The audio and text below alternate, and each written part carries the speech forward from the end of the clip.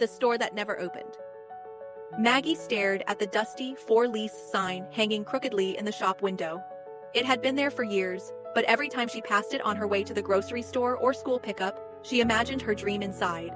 Maggie's Market, a cozy, welcoming shop filled with handmade goods, local produce, and the smell of freshly baked bread. She loved the old-world style of this little building and always thought it was in the perfect bustling location for her market, as she'd imagined all the customers it would bring in to shop. She'd sketched out the logo dozens of times, flipping through notebooks late at night while her husband, Tom, snored softly beside her. She'd even researched suppliers and costs, mapping out a plan to turn the shop into a cornerstone of their small town. But every time she felt a flicker of courage, fear doused it. "We can't risk it," she told herself over and over. "What if it fails? What if we lose everything?" Tom was supportive, but practical. "We're doing fine, Maggie. Maybe in a few years, when the kids are older, when things are more stable." The words were a balm in a cage all at once. Years passed in a blur of school lunches, soccer practices, and PTA meetings. Maggie loved her family fiercely, but the dream stayed with her, gnawing at the edges of her mind like a restless ghost. One night, after a particularly draining day, Maggie sat in the quiet kitchen. The kids were in bed, and Tom was upstairs watching TV.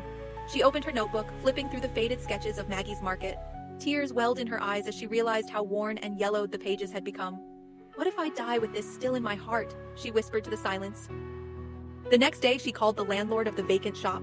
Her heart pounded as she left a message, stumbling over her words. She spent the afternoon obsessing over what she would say when he called back.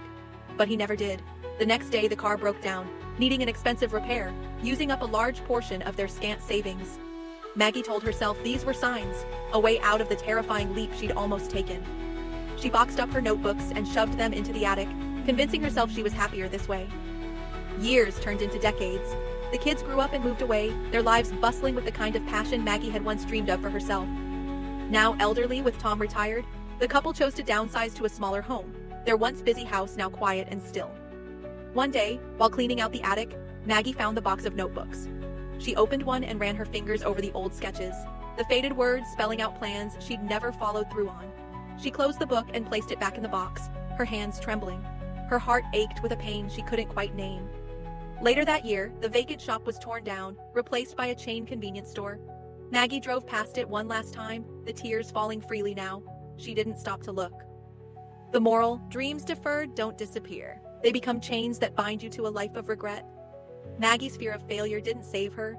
It cost her everything she could have been. Safety may feel comforting, but it will never fill the void left by the life you were too afraid to live. Don't wait for the perfect time, because the perfect time doesn't exist. Risk it, leap, and live. Don't let your song die in your heart,